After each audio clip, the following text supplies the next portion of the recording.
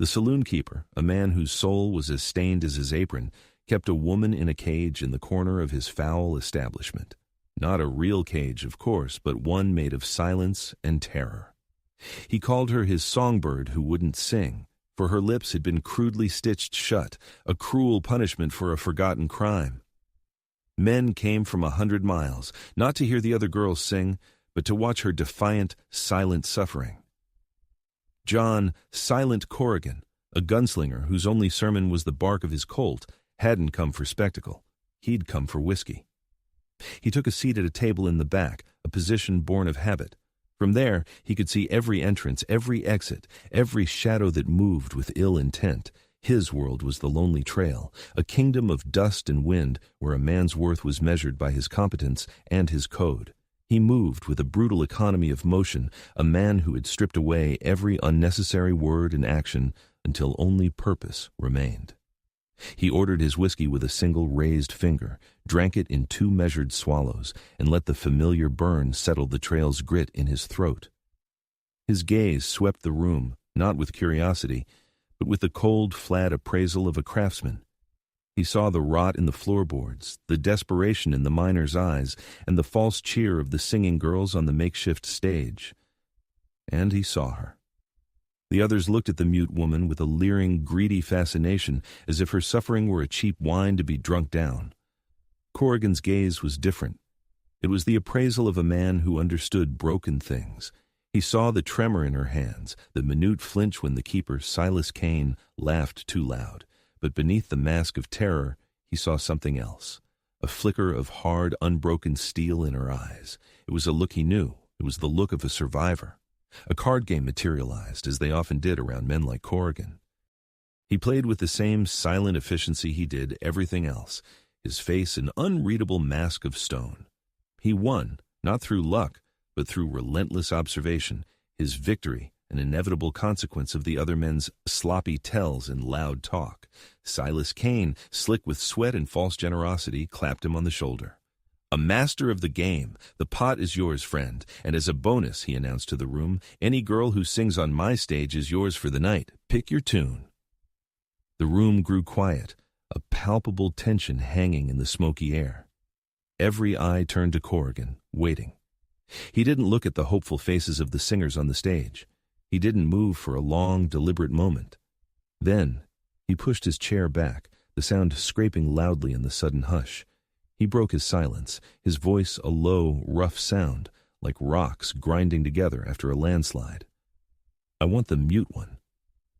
The silence in the room shattered, replaced by a wave of shocked guttural whispers.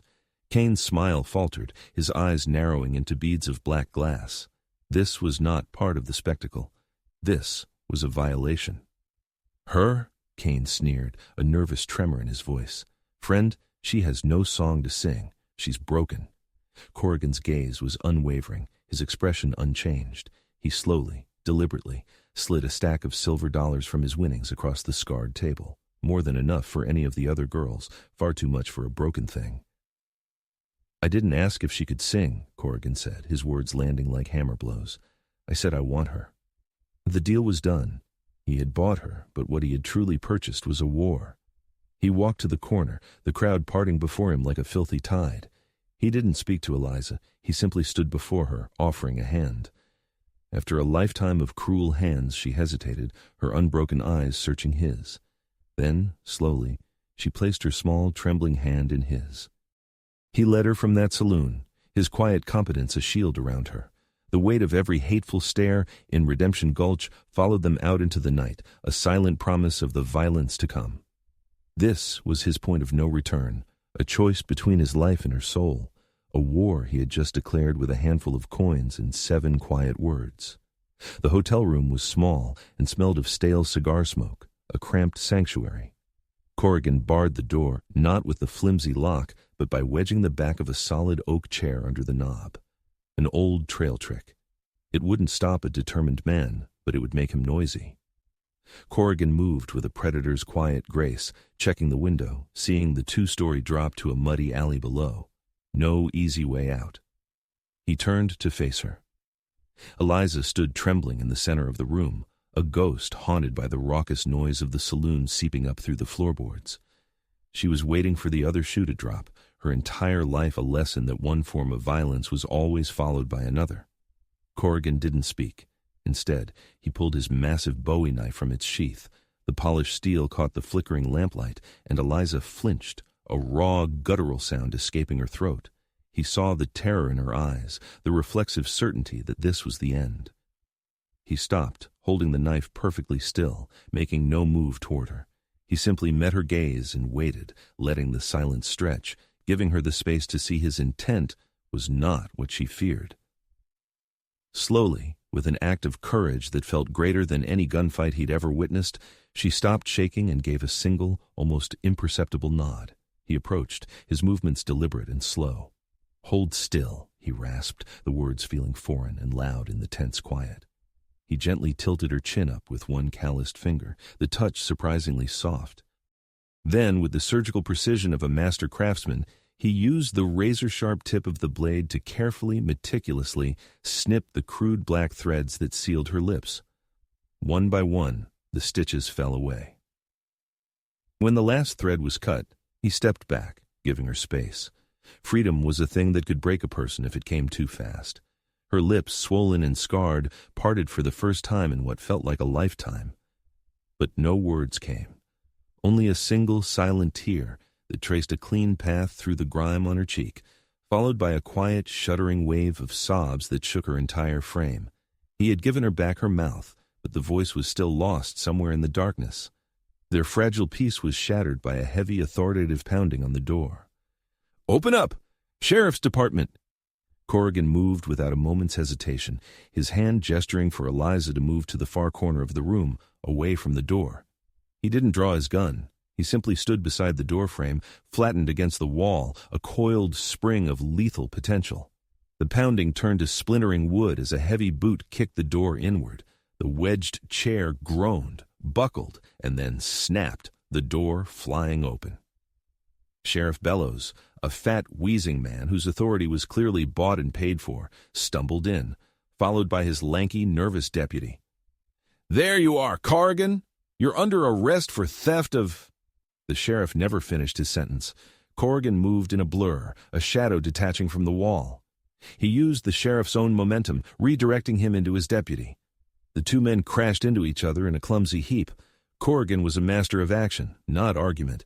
He disarmed them with brutal efficiency, the two pistols clattering to the floor. A sharp, precise blow to the side of the sheriff's neck sent the larger man slumping to the ground, unconscious. The deputy, wide-eyed with terror, found himself hauled to his feet and slammed against the wall, the edge of Corrigan's hand pressed firmly against his windpipe. "Listen closely," Corrigan's voice was a low, deadly whisper. "You will take your boss and you will leave. You will tell Kane his property is no longer for sale. If you come back, I will not be this gentle." He released the deputy, who scrambled to drag the sheriff's unconscious bulk out of the room, his eyes never leaving Corrigan. The law had come for them, and Corrigan had turned it away, but the message was as clear as a gunshot in the night. In Redemption Gulch, the law and the devil were one and the same. They were utterly, completely alone. The immediate threat was gone, but the larger danger now pressed in on all sides. The room felt smaller, the thin walls a fragile defense against a whole town that wanted them gone or dead. Eliza, her initial relief now curdled by a deeper fear, finally found her weapon. Her eyes darted around the room, landing on the Gideon's Bible on the nightstand. She ripped out a blank page from the back, then scavenged a piece of charcoal from the cold hearth. Her hands still shook, but now with a desperate, furious energy. She began to write, the scratching sound loud in the tense silence. When she was done, she pushed the paper into Corrigan's hand. The script was frantic, a mess of sharp, angry letters. He killed him. Kane. He murdered Mr. Abernathy. Corrigan read the words, his stony expression unreadable, but a new, cold light entered his eyes. He motioned for her to continue. She wrote again, page after page, the story pouring out of her, a silent scream committed to paper. She explained everything. She had been Abernathy's housekeeper, a kind old man who founded the town. She saw Kane, then just a failed prospector, murder the old man in his study, smothering him with a pillow to make it look like natural causes. But Abernathy had fought back, pulling a small, unique locket from Cain's neck in the struggle. A locket Eliza had seen. Cain had found it, but not before she did. He'd silenced her to ensure her testimony would never be heard. And the reason for the murder? Abernathy's desk drawer. It held the deed, not just to a saloon, but to the deep aquifer that fed the town's only well, the lifeblood of the entire parched territory. Cain hadn't just stolen a business, he'd seized a kingdom by murdering its king. Corrigan slowly put the papers down, the full weight of their situation crashing down on him. This was never about a broken girl in a saloon. It was about a conspiracy that held an entire town by the throat. Cain wasn't just a cruel saloon keeper. He was a murderer and a tyrant. His personal act of rescue had inadvertently made him the only man who knew the truth, the only agent of justice in a town that had forgotten the meaning of the word. They could never just ride away. Cain owned the water. He owned the town, and he would hunt them to the ends of the earth to protect his secret.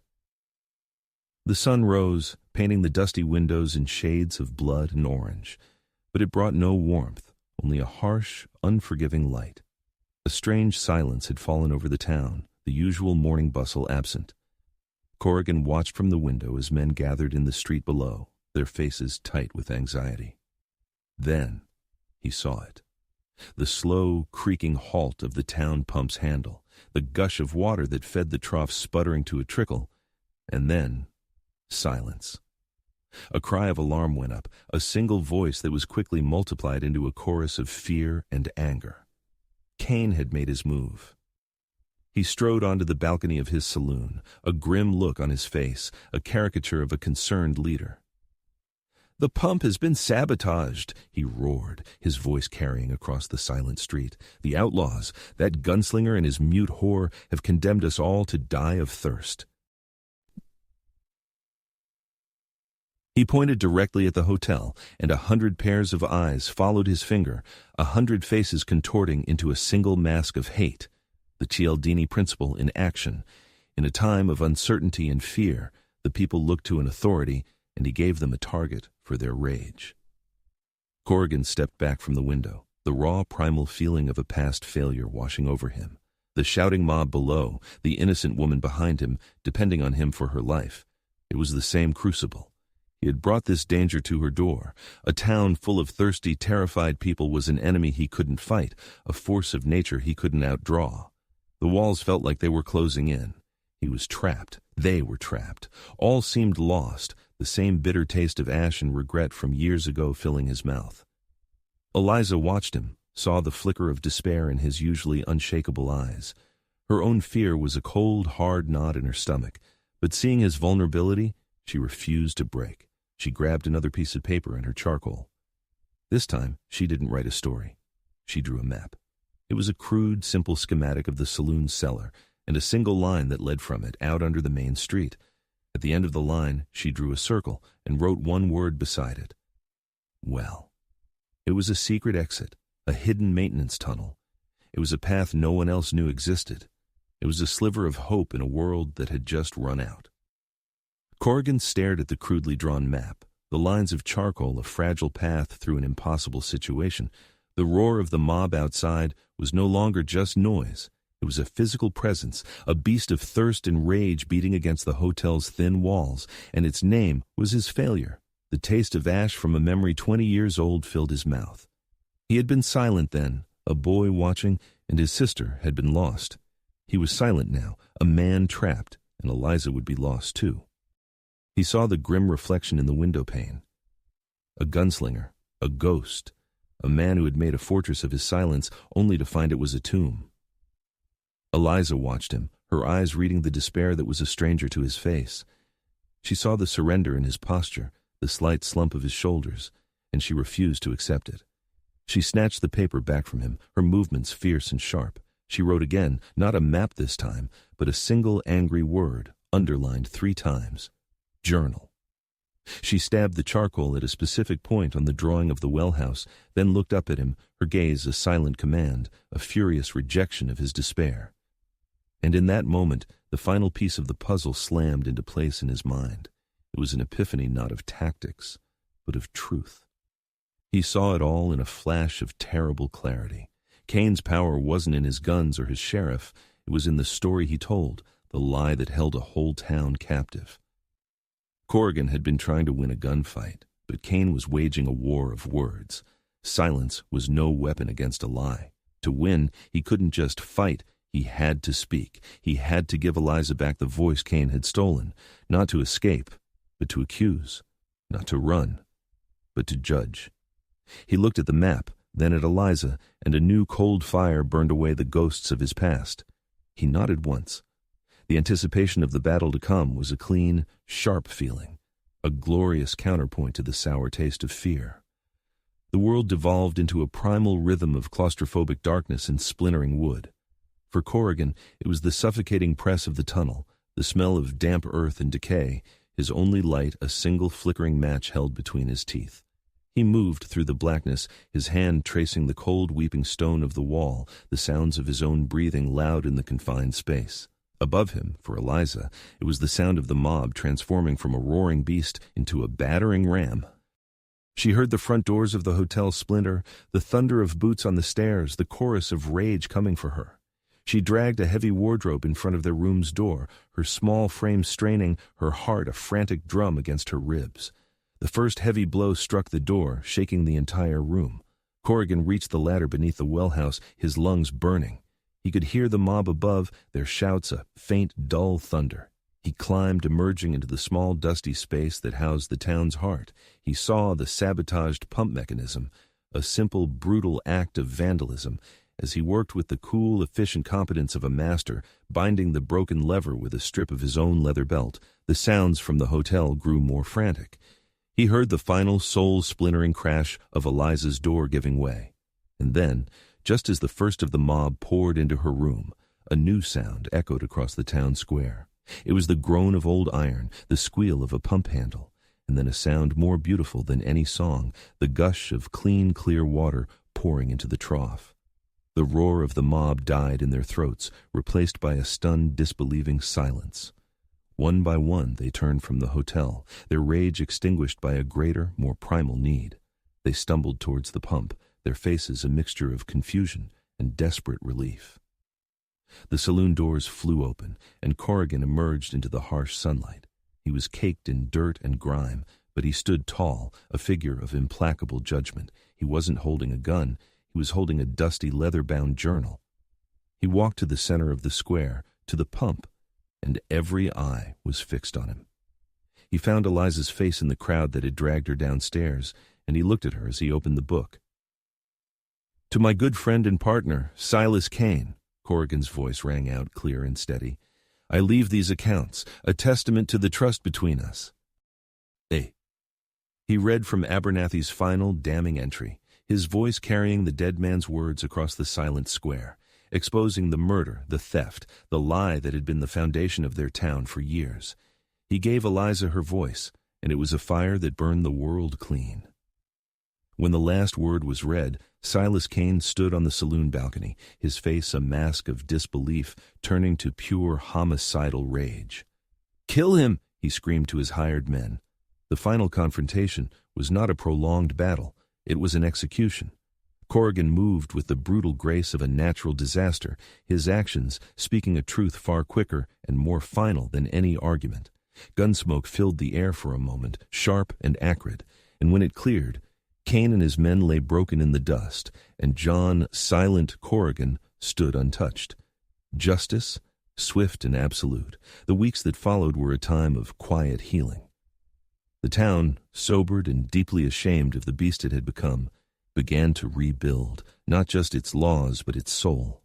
The well was now the town's, not one man's, and under the watchful, silent partnership of Corrigan and Eliza, the water was distributed fairly to all. There were no more cages.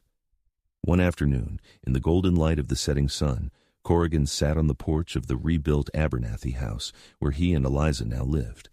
A small girl, the baker's daughter, sat beside him, her brow furrowed in concentration. Corrigan's calloused finger slowly traced the words in Abernathy's journal. "The land is a promise," he said softly, his voice still rough from disuse but patient and clear. The child repeated the words, her own voice bright with discovery. Eliza watched them from the doorway, her scarred lips turned up in a small, gentle smile. He had arrived a silent, broken man, haunted by a voice he had failed to save.